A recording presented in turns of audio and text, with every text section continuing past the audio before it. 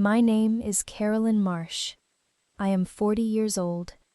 I am a forensic accountant in Charlotte, North Carolina, and I am, as of 8 months ago, the sole heir to my father's estate, an estate that my stepmother spent 4 years trying to redirect, one document at a time, into accounts my father did not know existed.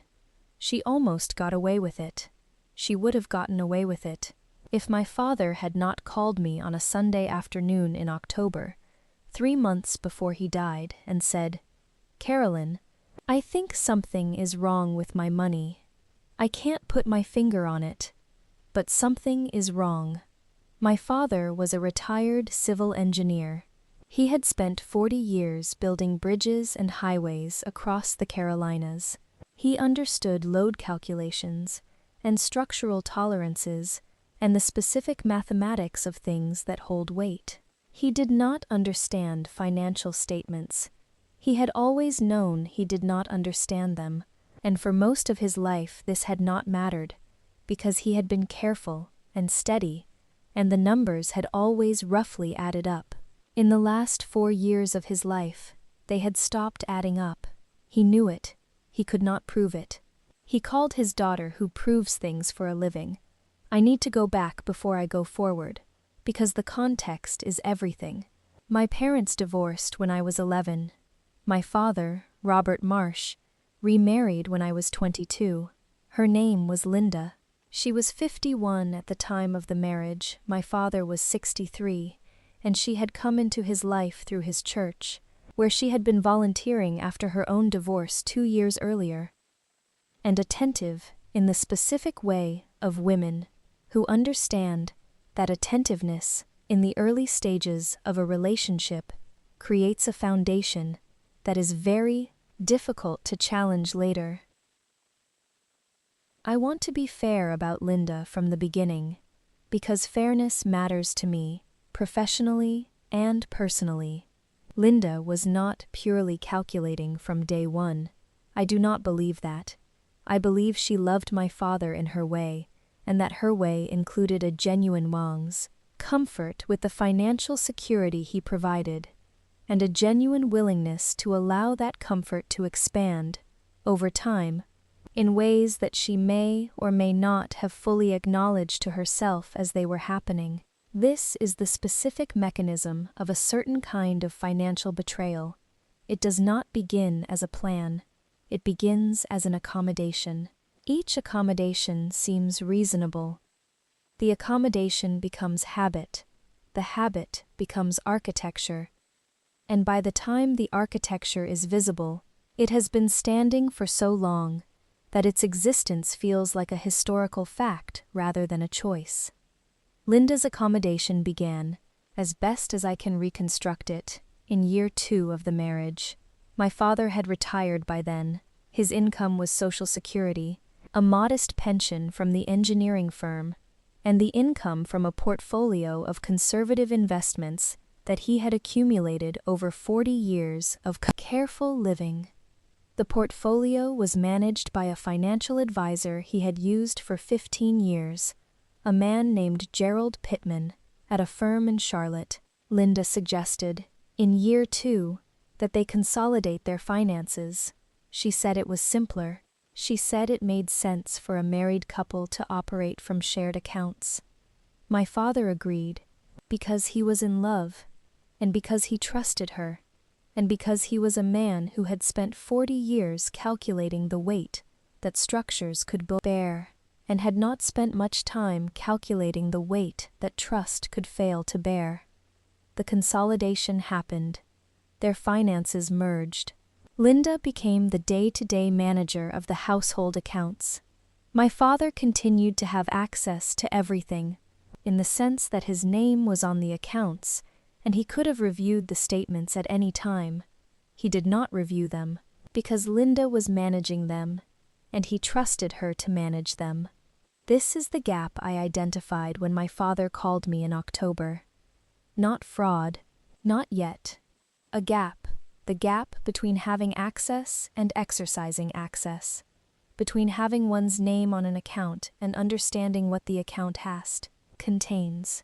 My father had a gap. Linda had been operating in it for 4 years.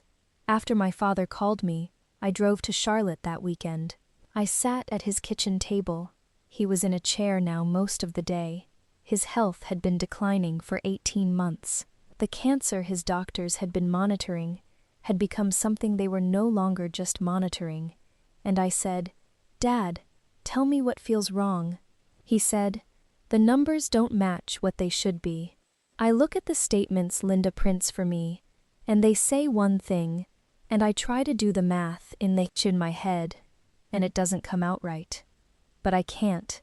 My head isn't as sharp as it was, and I can't tell if I'm wrong or the statements are wrong. I said, "Do you have the actual account login information?" He looked at me. He said, "Linda handles all of that." I said, "Okay, Dad. Can you authorize me to review your accounts? All of them?" He said, "Yes. Whatever you need."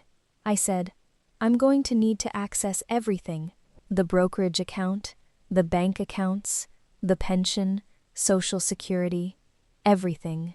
He said, "Take whatever you need from that filing cabinet." I spent that weekend going through the filing cabinet. I am a forensic accountant. I have spent 17 years reconstructing financial pictures that people have tried to obscure for clients that range from corporations to individuals to, twice, federal agencies. I know what a clean financial record looks like, and I know what a manipulated one looks like, and I know the specific visual signature of money that has been moving in directions it should not be moving. My father's financial record had that signature. It took me 2 full days to build the initial picture. I worked at his kitchen table while he slept, and while Linda was out running errands. Linda did not know what I was doing.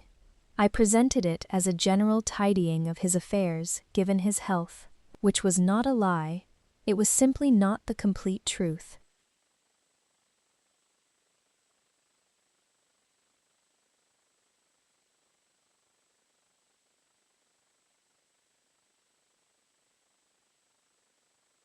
Approximately $240,000 had moved from my father's accounts in ways that were not consistent with their household. Expenses, medical costs, or any investment activity I could trace. The money had moved in amounts small enough to avoid automatic scrutiny, mostly transfers under $10,000, spaced irregularly, to accounts I could not immediately identify from the records I had access to. $240,000. My father's engineering career, his 40 years of careful living, the portfolio he had built so that he could retire without being a burden to anyone. $240,000 of it had moved somewhere that was not his household. I sat at his kitchen table at 2 in the morning on Sunday, with the picture in front of me, and I felt the specific cold clarity that I have felt at every major forensic discovery in my career. Not surprise, exactly, but the specific gravity of understanding confirmed. I did not wake my father. I drove back to Raleigh on Sunday evening, and I called my colleague Marcus Webb, a financial fraud attorney in Charlotte, who had worked with me on 3 previous cases. I told him what I had found. I told him that the account holder, my father, was terminally ill and that time was a factor. Marcus said, "Carolyn, how much time does your father have?" I said, "His doctors say 3 to 6 months." Marcus said, "Then we need to move quickly, but carefully. The last thing we want is to create a legal contest that your father has to live through." He said, "I want to look at everything you found. Can you bring it to me this week?" I said, "I'll be there Tuesday. I want to tell you about the conversation I had with my father before I met with Marcus." I drove back to Charlotte on Monday. I told Linda I was coming to help with some of his medical paperwork, which was also not a lie. And I sat with my father in his chair and I said, "Dad, I've looked at the accounts. I need to tell you what I found." He looked at me for a long time. He said, "How bad is it?" I said, It's significant. About $240,000 over 4 years. He was quiet. He said, "Linda, not a question." I said, "I don't have complete proof yet. I have a picture that points strongly in one direction.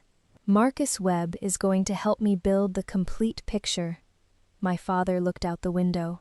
He had a view of the backyard from his chair, a garden Linda had planted, which I will acknowledge was genuinely beautiful, because Linda did love that garden, and the garden was real even when other things were not.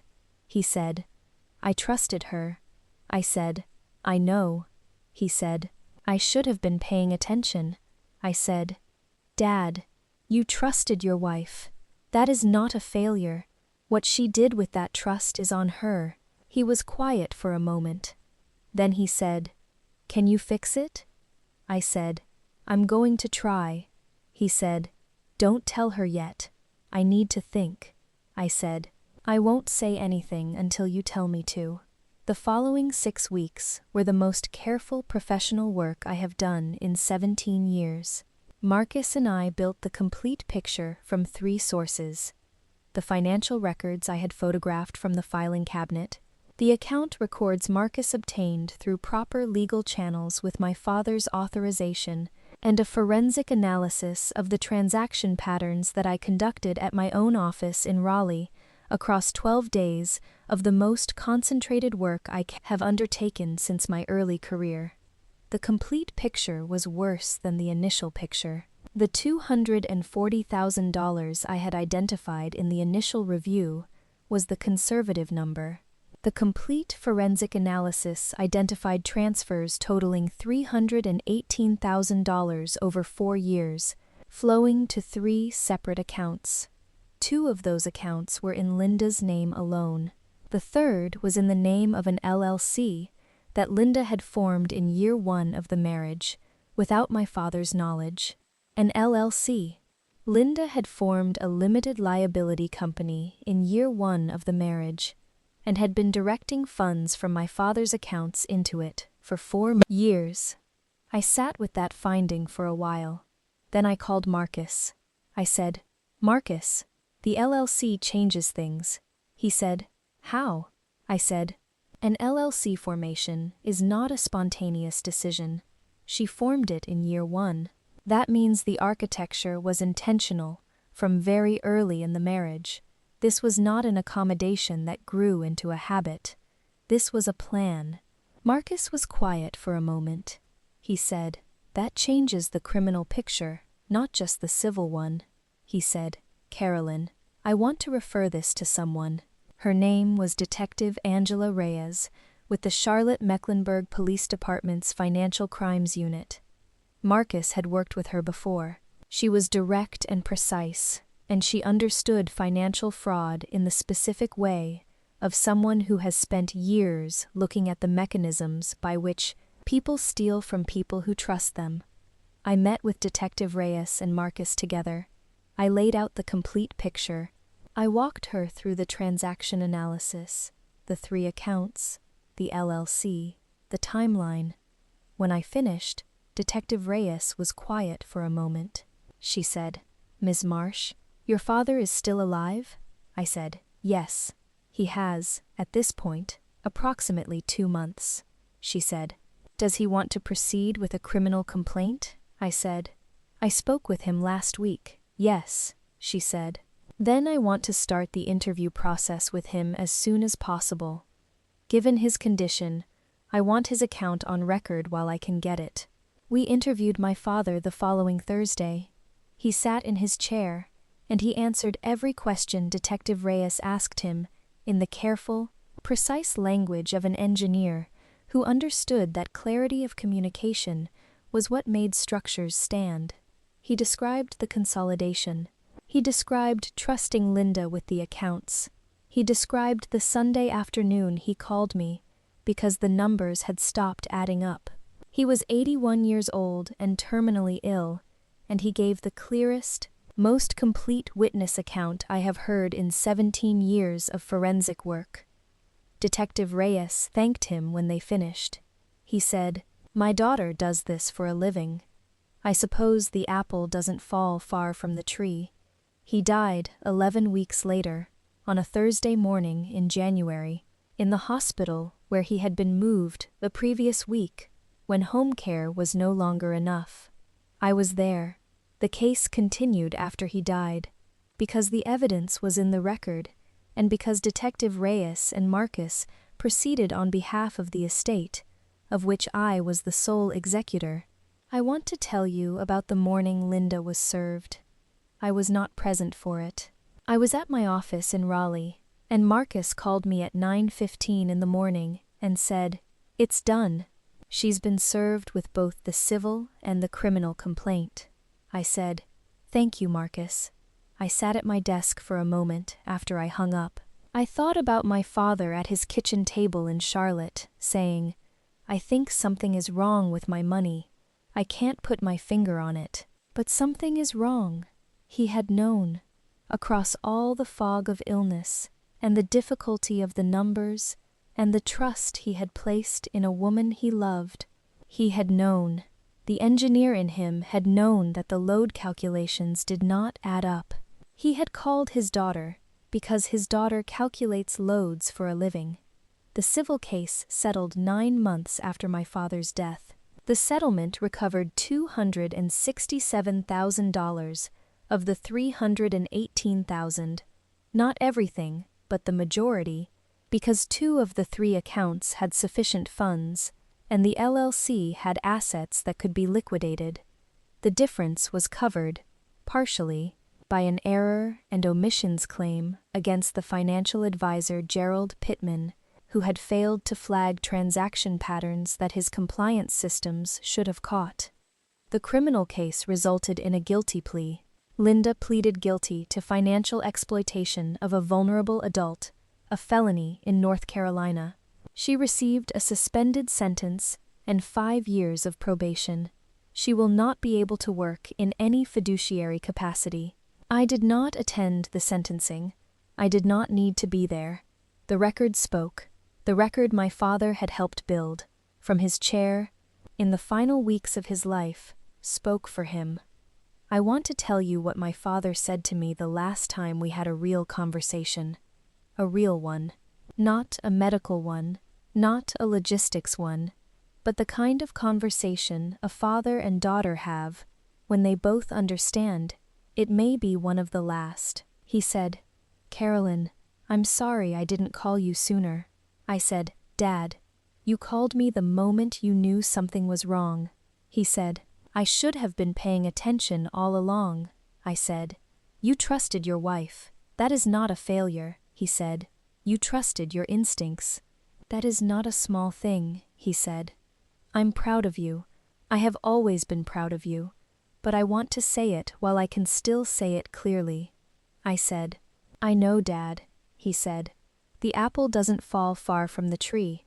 He meant it about the precision, about the care for numbers, about the understanding that the load calculations have to be right or the structure falls. He was right that the apple doesn't fall far. I learned precision from watching him. I learned that numbers tell the truth when people do not. I learned that a careful record, built correctly, stands up even when the person who built it is no longer there to explain it. My father's record stood up. It recovered $267,000. It put Linda's guilt on the record of a North Carolina criminal court. And it is, in the most important sense, the last bridge my father built.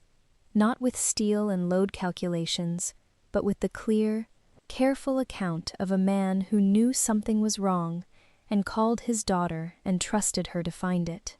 "I found it, Dad. I am Carolyn Marsh. I am 40 years old. I am a forensic accountant in Raleigh, North Carolina. My father trusted me with the last calculation of his life. I got it right. That is the whole story. That is everything. I want to tell you more about those 6 weeks, because the 6 weeks are where the real work happened, and where, I think, the story is most useful to someone who might be watching tonight and recognizing something in it. Forensic accounting is not glamorous work. It is not like the television version, where a brilliant investigator has a sudden insight and the answer falls into place. It is patient, methodical work, the work of building a picture one transaction at a time, one account statement at a time, one unexplained entry at a time, until the picture is complete enough that no reasonable person can look at it and see anything other than what it is. The 6 weeks I spent building the case against Linda were the most emotionally complicated professional work I have done in my career, because the subject of the investigation was someone I knew personally, and because the person who had been harmed was my father, and because my father was dying while I was working. I want to describe what that is like, because I think the description is useful. I have a rule in my professional practice. I do not conduct forensic analysis in the presence of the person who has been harmed, not because I am cold or because I want to exclude them, but because the analysis requires a specific quality of attention that emotional proximity disrupts. When I am working, I need to be looking at the numbers, and only at the numbers. The numbers do not have feelings. The numbers do not have a dying father sitting in a chair 30 miles away. The numbers are simply true or they are not, and my job is to determine which. I worked at my office in Raleigh. I drove to Charlotte on weekends to see my father. I did not bring the work with me when I went to see him. I sat with him in his chair, and we watched old documentaries about engineering projects. He loved those, the ones about bridges and tunnels, and the specific solutions that humans had devised for the problem of getting from one side of an obstacle to the other, and I did not talk about what I was finding during the week. He knew I was finding things. He did not ask me to describe them until I was ready. That was his gift to me during those 6 weeks, the patience to let me work without requiring me to also manage his reactions to what I was finding as I was finding it. He was an engineer. He understood that you do not interrupt the calculation. There was one evening, in the 5th week, when I had just completed the analysis of the LLC and understood the full shape of what Linda had built.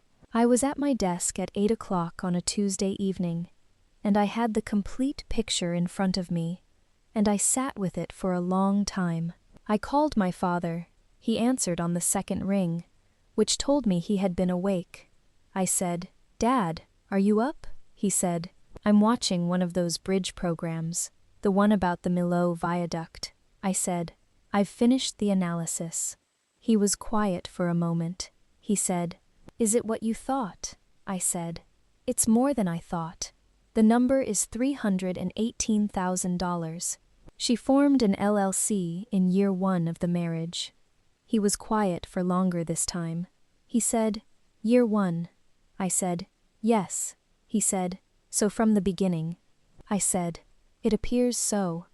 There was a long silence on the phone. Outside my office window, Raleigh was doing what Raleigh does in November. The specific gray-gold quality of a Carolina November evening, the light going early, and the air carrying the first real cold of the season. My father said, "I want you to do what needs to be done." I said, "I know." He said, "Whatever it costs, I want it done correctly." I said, "It will be done correctly." He said, "That bridge program is something. The Millau Viaduct, 700 meters high. I want you to look it up sometime." I said, "I will, Dad." He said, "Good night, Carolyn." I said, "Good night, Dad." We did not talk about Linda again that night. He watched his bridge program. I finished my notes. The calculation was complete. I want to tell you something about the estate, about what my father left and what it meant. The estate, after the recovery from the civil settlement, was approximately $410,000. Not a fortune by any standard, but the accumulated result of 40 years of careful living by a man who had earned a working-class income and had never once spent more than he had. Every dollar in it was a dollar he had made and kept and invested carefully, the financial architecture of a life built on the same principles he had applied to the bridges and highways. Load it correctly, maintain it carefully, and it will stand for as long as it needs to. I did not need the money in any acute sense. I have my own practice and my own savings and my own careful habits, inherited from the man who called me when the numbers stopped adding up.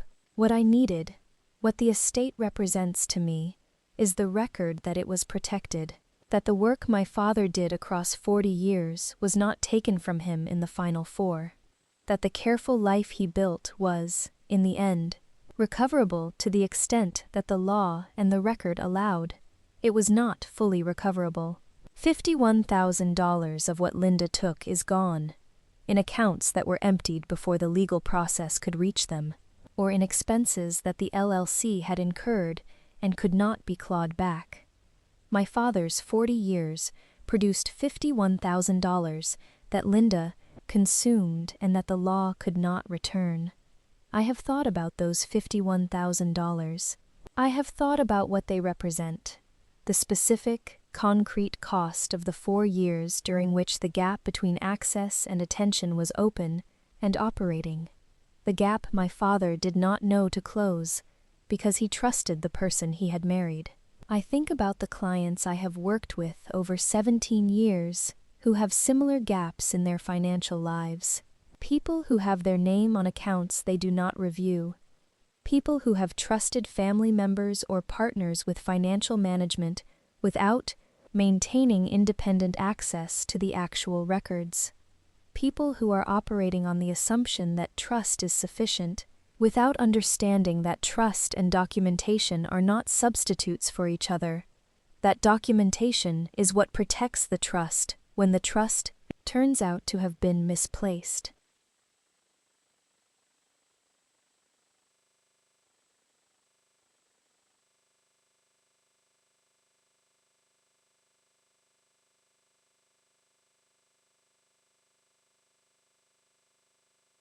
I had not applied it to my father's life in time to prevent the gap from opening. That is the thing I carry, not guilt. I have done the analysis on that too, and I know that my father's financial management was his responsibility and that I was not positioned to oversee it without his invitation, and that his invitation did not come until October. I carry the understanding that the principle I built my career on, document everything, review everything, trust the record more than you trust the relationship, applies to everyone, including the people I love, including the people who built me. My father called me when he knew something was wrong. That call was the invitation I needed. I am grateful he made it. I am grateful every day that he made it in time for us to sit across from Detective Reyes together, in his chair, and put the record straight. The Millau Viaduct, I looked it up, 700 meters above the valley floor, the highest bridge deck in the world. My father would have loved to have worked on something like that. He built things that stood. So did I. That is everything.